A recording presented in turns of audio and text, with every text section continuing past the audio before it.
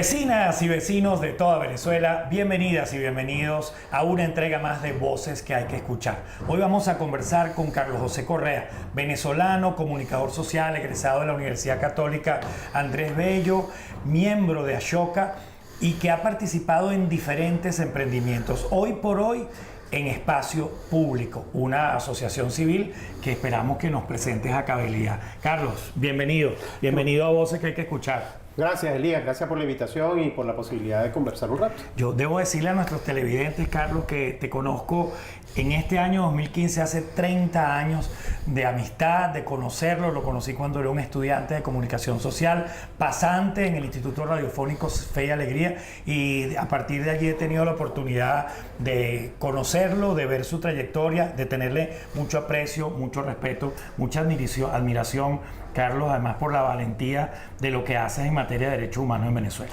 Muchas gracias, Elías. Muchas gracias por recordar los tiempos, ¿no? Pues somos muchos, pero bueno, ahí estamos. Carlos, ¿por qué comunicación social?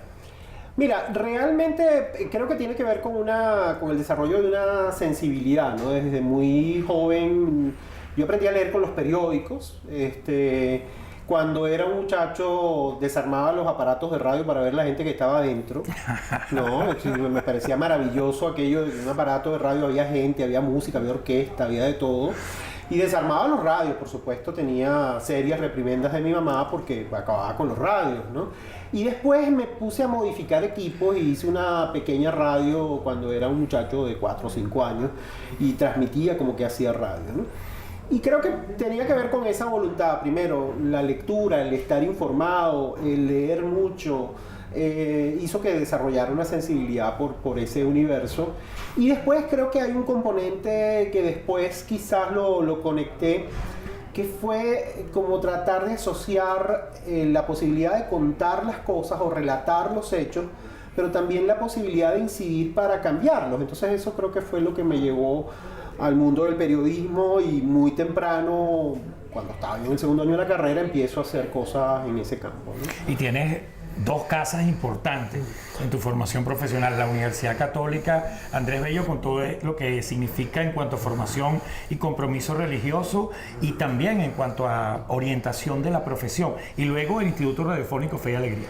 Sí, yo creo que bueno, ahí hubo una posibilidad. Yo recuerdo José Martínez Terrero, que era el director de la radio, fue profesor mío y nos daba economía en segundo año de la carrera, y nos los acercamos un día. Mire, éramos dos chicos de provincia, le dijimos, mira, nos interesa hacer cosas, nos interesa la posibilidad, estamos dispuestos, queremos poner una mano, y él nos permitió empezar a hacer un programa los sábados en la mañana, que se llamaba Sábado Popular, que era un programa que te conectaba con organizaciones de base, o sea, gente que estaba en la comunidad tratando de hacer cosas por los demás, organizaciones, grupos deportivos, grupos culturales, y empezamos a hacer ahí. A partir de ahí nos conectamos con la radio, ya después empezamos a hacer el noticiero y ahí fuimos encadenando, ¿no? Creo que la universidad me permitió a mí conocer, primero es como la universidad te ayuda a organizar el aprendizaje, ¿no? Tú puedes aprender solo, pero también puedes aprender de manera organizada con un curso que te dice, mira, léete este libro, y vas como contrastando. Pero después la práctica te fue dando también una posibilidad de conocer la realidad, de acercarte, de contarla, que eso sí no lo ibas a ver en los libros, ¿no? ¿Y cómo es la historia de ese egresado en comunicación social hasta llegar a tu emprendimiento de hoy, a Espacio Público? Bueno, hay que decir que yo empecé en Fe y Alegría, y en Fe y Alegría empezamos siendo voluntarios, después empezamos haciendo el noticiero, después dirigimos los servicios informativos, después fui el primer director de la parte de radio, y después fui el primer director laico del Instituto Radiofónico Fe y Alegría a nivel nacional. Y ahí estuve como 15 años, 16 años, es decir, ahí estuve muchísimo tiempo. Y ahí empezamos a aprender como varias cosas. Primero, el Instituto Radiofónico es una radio, es una red de radio. Es hacer radio para el sector popular, para esos sectores muy excluidos de la sociedad. Pero también es una escuela que trabaja con voluntarios. Entonces también es una editorial, porque había que imprimir todos estos materiales. Entonces me conectó con todo ese universo del trabajo voluntario, la tarea de los excluidos escolares, con la tarea de los procesos pedagógicos, y me conectó con la tarea de hacer comunicación y hacer información para esos sectores. Y Fe y Alegría y el Centro Gumilla y la Universidad Católica además te conecta con el movimiento que en aquel momento estaba muy en boga, la comunicación popular, la comunicación alternativa. Sí, yo creo que ahí, bueno, yo empecé dando clases en la universidad. Cuando recién me graduó, yo empiezo dando clases de una cosa que se llama radio alternativa. Y tiene que ver con ese universo, ¿no? Yo, además de eso, tan pronto me gradúo, entro también a ser parte del Centro Gumilla de la revista Comunicación. Entonces era como una persona que estaba vinculada a la práctica de comunicación. Al pensar esa práctica, cómo la estamos haciendo, de qué manera la podemos hacer mejor, y estaba muy involucrado y empezamos ahí a tener relación con otro de los universos importantes en mi formación, que es el mundo de los derechos humanos, porque los sábados empezamos a hacer programas con gente que estaba en el movimiento de derechos humanos. En 1988 nace Provea, nosotros en los sábados incorporábamos ese tema, y ahí había un desafío muy importante, porque el tema de derechos humanos siempre se cuenta en algunas ocasiones como desde el dolor, desde lo negativo, no desde la posibilidad de construcción de lo positivo, es decir, de lo bueno que es que haya respeto a la dignidad de todas las personas, sino que a partir solo de la denuncia, ¿no? Y no de la promoción del derecho.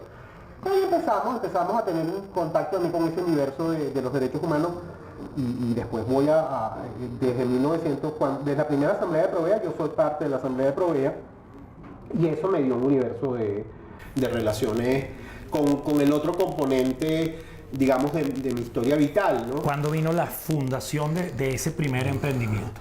Mira, nosotros,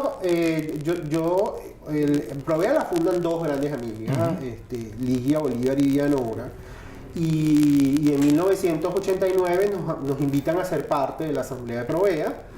Nosotros participábamos y dábamos mucha cobertura a esos temas. Recuerda que en 1989 se dio una el cosa Caracazo, que nos golpeó mucho, porque sí, era una cosa como que había una realidad que no estábamos viendo, y nosotros empezamos a contar que esas historias desde el lugar y desde el barrio. Pues yo soy parte de la miembro de la Asamblea de Provea desde el 89, o sea, desde muy temprano. Pero por supuesto una cosa es estar en la dinámica de la asamblea, que haces unos aportes desde ahí, desde la posibilidad de decir, mira, quizás hay que abordar esto, y otra es estar desde la dinámica de la gestión, ¿no? De estar ahí en el día a día. Y eso vino después, que fue mi segundo emprendimiento una vez que de estar en Fe y Alegría, ¿no? Carlos, vamos a hablar de tu encuentro con Ashoka, con el emprendimiento social, pero eso en el siguiente bloque de Voces que hay que escuchar, hoy con Carlos José Correa, venezolano, comunicador social.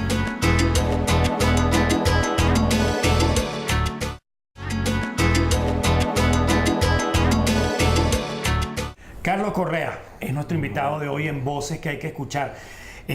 Se inició en la Universidad Católica Andrés Bello, el Instituto Radiofónico Fe y Alegría, forma parte del Centro Gumilla, vaya casa de formación y de debate de ideas, y finalmente en Provea entra y se pone en contacto con el mundo de los derechos humanos. ¿Cómo es el encuentro, ese asumirse como emprendedor social y encontrarse con Ashoka? ¿En qué momento de tu vida y alrededor de qué siglas, de qué organización, de qué espacio? Bueno, mira, nosotros empezamos, yo salgo de Fe y Alegría porque después de estar en la radio empezamos a trabajar y apoyar en un proyecto de edición de libros para jóvenes y niños y jóvenes en otro programa de Fe y Alegría. Y me tomo un tiempo para leerle algunos libros que tenía pendientes y descansar, y entro en el año 2001, entro a ser parte del equipo. Bueno, hiciste un doctorado. Es lo que quieres decir. No. Sí. No, pero bueno, sí, en la interín hice un doctorado. Pero más allá de eso, en el año 2001 entro en la coordinación de Provea. Bueno, mira, en el año 2002 una de las cosas que ocurrió fue que el tema de medios de comunicación brotó, se emergió con mucha fuerza. Y eso tenía que ver con la experiencia que teníamos de seguir esto. Entonces empezamos a hacer desde el año 2002 hasta el año 2006 un informe anual que hacíamos todos los 3 de mayo, que es el Día Mundial de la Libertad de Prensa y que todavía seguimos presentando el informe anual allí. Y empezamos a hacer una serie de talleres por todo el país. Pero crean espacio público Sí, como ya se concepto, establece. con personalidad y todo. Totalmente. Ese puede decirse que es ya un emprendimiento. Totalmente. Sí. Y ahí empezamos a hacer una combinación entre el mundo de derechos humanos y la práctica comunicativa.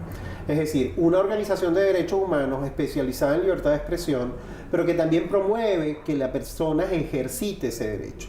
Y ese es como el desafío en el que empezamos a trabajar, porque en los talleres que hacíamos en los distintos lugares del país, que hacíamos con periodistas, con estudiantes, con gente de comunidades, encontramos que la gente desconocía cuáles eran sus derechos a la hora de hablar o de ejercitar ese derecho. Y empezábamos a ver una disputa en el ámbito del poder acerca de quién tenía derecho, quién no tenía derecho. Y nos parecía que era importante que la sociedad desarrollara un músculo para, primero, no hay derecho los derechos se pierden cuando tú dejas de ejercerlo, cuando tú te inhibes de ejercerlo.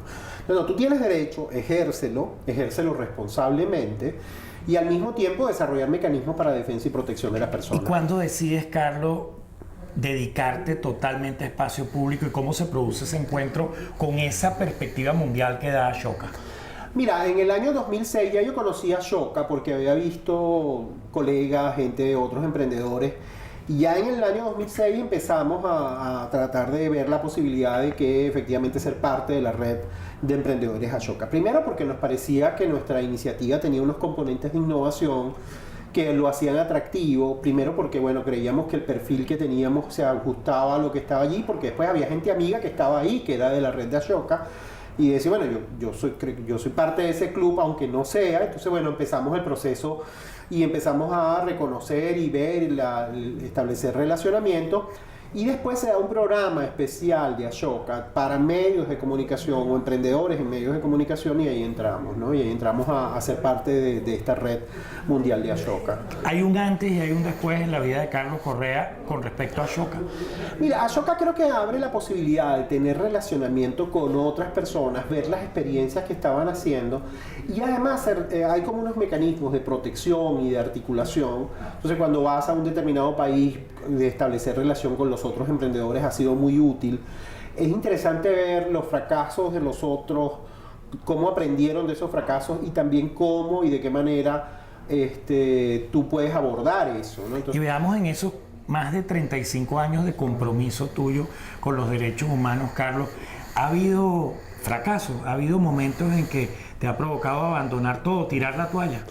Mira, creo que en algunas ocasiones creo que hay un componente, digamos, de terquedad o de tenacidad a la hora de abordar el tema de derechos humanos. Primero, tener una visión histórica, ¿no? Y eso es una de las cosas que he aprendido, ¿no? Y eso a veces va a contracorriente con lo que somos como país. Nosotros somos un país de resultados de cortoplacistas, ¿no? Queremos resultados mañana, ¿no? Queremos ir a un evento de cualquiera sea y que mañana se acaben los problemas como si fuera un evento mágico. En nuestro caso, hay como una terquedad, una persistencia y una visión histórica. Por supuesto, hay días en que te han golpeado muy duro, en que hemos tenido episodios violentos o en que ha habido ataques muy fuertes, pero ahí no hemos sentido, no hemos desfallecido. Cuando hemos desfallecido es cuando no logramos acompañar de manera adecuada a una víctima, cuando la impunidad hace que tú no tengas herramientas que darle para consolarle en la búsqueda de justicia. Ahí te hace flaquear mucho, ¿no? Y a veces me hace flaquear la gente que está con uno alrededor, ¿no? Los jóvenes que están con nosotros y que dicen, bueno, y mañana, ¿qué sentido tiene si esto lo logramos, ¿no? Entonces, eso a veces me preocupa mucho más, porque buena parte de lo que significa trabajar en el ámbito de derechos humanos es mantener la esperanza de justicia y de reivindicar dignidad. Y a veces se te cierran muchos caminos. Afortunadamente, en el ámbito del derecho internacional hay muchos espacios, pero hay días en que pero hay que abordar, y eso es una de las cosas que también he aprendido, como abordar cada día, ¿no? Como cada día, ¿no? Y no dejarse, porque creo que la trampa de la impunidad es el mecanismo que tú tienes para que efectivamente se produzca eso, que desistas en la procura de justicia. En el tercer bloque vamos a conocer más acerca de la vida y de quién es nuestro invitado Carlos Correa, que como han podido observar está en contacto con una faceta muy dura, muy ruda de la realidad venezolana en la defensa de los derechos humanos. Volvemos con Voces que hay que escuchar.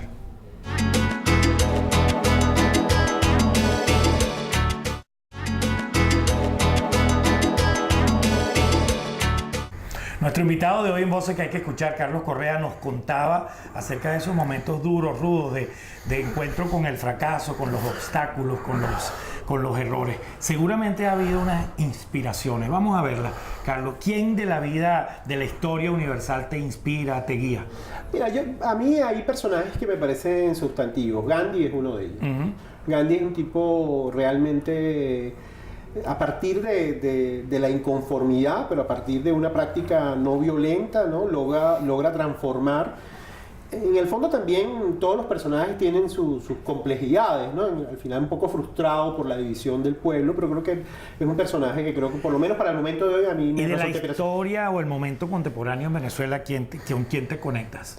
Mira, en el momento contemporáneo una de las cosas que nos pasa con el movimiento contemporáneo es que estamos como muy maleados, ¿no? Por la polarización y a veces es muy complicado. En estos días pensaba, oye, ¿qué gente nos puede servir de inspiración en estos momentos? ¿Qué cosas nos pueden unir? Nos une el deporte, nos unen prácticas culturales.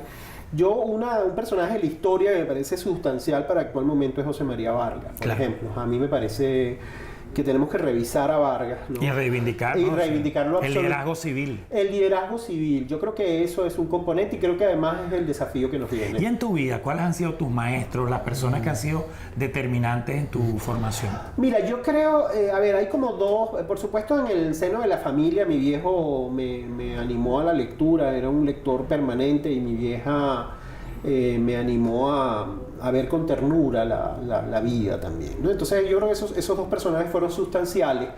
Y después hay aventuras, ¿no? La literatura tiene esa ventaja, ¿no? Que te lleva por distintos universos. Entonces, desde la literatura que uno a veces lee juvenilmente y que te va diciendo por aquí hay un itinerario, entonces hay distintos momentos. Pasé por la literatura de aventuras, por la literatura existencialista. ¿Y profesores, personas así cercanas a ti de carne y hueso que te hayan influenciado? Mira, yo por ejemplo en el caso de mis tiempos, había profesores que me inspiraron mucho, profesores. Una profesora de historia, por ejemplo, me ayudó a apreciarla y valorar mucho lo que era la historia de Venezuela, a reconocer allí algo que era parte mío, ¿no? Es Morela, que es una gran amiga, aunque no nos vemos con frecuencia, somos grandes amigos. Y después, posteriormente también encontré en la universidad profesores extraordinarios, gente que de alguna manera sirvió de inspiración, ¿no? Gente, bueno, Jesús María Aguirre, que es una persona a la que estimo y aprecio mucho. Casi le dices por su apodo. Casi le digo por su apodo. Carlos, y esa pasión con la que te tomas este compromiso por los derechos humanos, ¿cómo equilibrar con tu vida personal, familiar, con tus amigos, con tus necesidades de crecimiento personal? Mira, al principio, una de las cosas que yo hacía era como que estabas de lunes a domingo, 24/7, como dicen ahora, ¿no? Sí. Después aprendí a la necesidad de abrir espacios para ti, decir, oye, quizás hay que reservar más bien los fines de semana como para ti, es decir, para tratar, aunque a veces siempre terminas redactando cosas y haciendo otras cosas o leyendo cosas. Y después dice, bueno, mínimo un día a la semana me reservo, ¿no? Y eso es importante. Y después, la otra cosa que hago con mucha frecuencia es reservar tiempo, determinados momentos al año en el que me desconecto. Hago como ahora lo llaman detox, ¿no? Una desintoxicación en la que no tengo nada de artilugio telefónico y aparato a mi lado. Entonces eso ayuda como a hacer un reseteo, ¿no?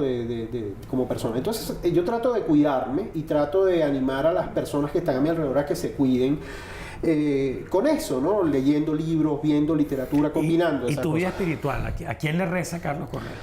Mira, yo tengo una tradición de fe muy marcada por el mundo cristiano, católico, ¿no? Y creo que en determinados momentos, recurro a él, y además siento que muchas de las cosas están mezcladas son de esa inspiración, ¿no? O sea, lo siento en muchas ocasiones, en los momentos esos en que andas muy complicado, he sentido ahí esa fuerza, ¿no? Carlos, ¿y tú te defines en este momento de la historia planetaria como un hombre de centro, de izquierda, de derecha, Mira, todas, ninguna? Mira, yo estoy anclado en la necesidad de tener, primero, la democracia necesita justicia social. Yo creo que eso es fundamental. Pero al mismo tiempo necesita el anclaje de los valores liberales vinculados al Estado de Derecho, ¿no? Es decir, el Estado moderno de separación de poderes es fundamental. ¿Qué pasa con las categorías centro, derecha, izquierda? Es que se han maleado. Es decir, hoy en día pareciera que izquierda es el que anula todos los factores y sectores de poder, ¿no? Por ejemplo, el balance de poder, ¿no? Y eso no es izquierda, ¿no? Yo creo que más bien es profundamente reaccionario. Yo me situaría, digamos, si me obligas a esto, me digo, mira, yo creo que los valores de la justicia social son valores progresistas, de izquierda, son un anhelo sustantivo. Yo creo que la democracia está en deuda con eso, con resolver el sistema de justicia social, pero también no puede anular la subjetividad de las personas, la capacidad de hacer cosas, de emprender y de mejorarse a sí mismo. Y este Carlos Correa que hemos conocido hoy, Carlos José Correa, nativo, oriundo de Puerto La Cruz, que habla oriental. Además. Sí, claro, habla oriental. ¿Cómo te ves en 10 años tú, no tu emprendimiento, no ligado a espacio público? Mira, yo creo, me parece que cuando uno se testea, uno se ve al espejo y dice, bueno, ¿de qué estoy hecho? ¿No? Y ese testeo de decir, bueno, ¿cómo me veo? Mira, creo que me veo fundamentalmente tratando de hacer algo. Yo no puedo realizarme si no es en relación al otro, en viéndome a los ojos del otro, ¿no? Entonces, no sé si voy a estar en esta iniciativa o en otra, pero voy a tratar de hacer algo porque tengamos una mejor calidad de vida y un mejor mundo aquí, y tratar de animar a que la gente sueñe un mejor mundo. Eso lo voy a estar haciendo, no sé cuál. ¿Te angustia la sustentabilidad, el sostenimiento de espacio público? ¿Qué va a pasar cuando tú no estés? Mira, eso es un componente fundamental. Es decir, eso siempre es una preocupación, pero el tiempo que llevamos, hemos tenido momentos duros en el ámbito de la economía y hemos tenido que hacer maromas, porque además todos los vaivenes de este país dan para eso.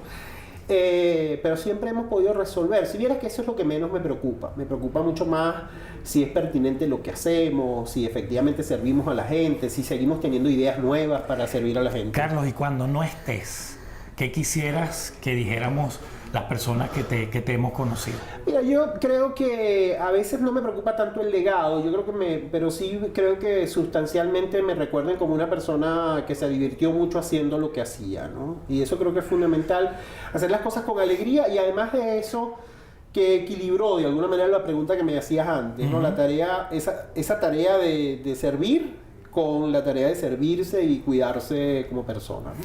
Carlos, muchísimas gracias por habernos acompañado hoy. Nuestros televidentes saben que a veces tenemos un complemento. Hoy lo vamos a hacer después de terminar la grabación del programa, sobre qué significa defender los derechos humanos en la Venezuela del año 2015. Pero en principio, agradecido por tu presencia hoy aquí, Carlos. Es un gusto haber compartido contigo. Muy bien, muchas gracias. Ese fue Carlos Correa, de Espacio Público, miembro de Ashoka Venezuela.